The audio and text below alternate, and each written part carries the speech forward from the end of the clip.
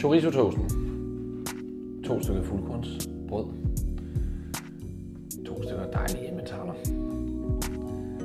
4 stykker chorizo. Bare på med det. Og så godt med grillede peberfrugter.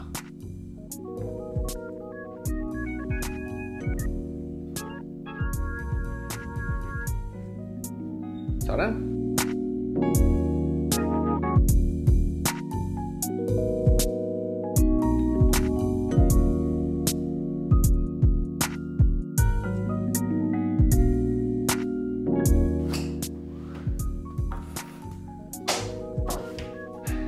Det er en chorizo toast fra Toastmaster.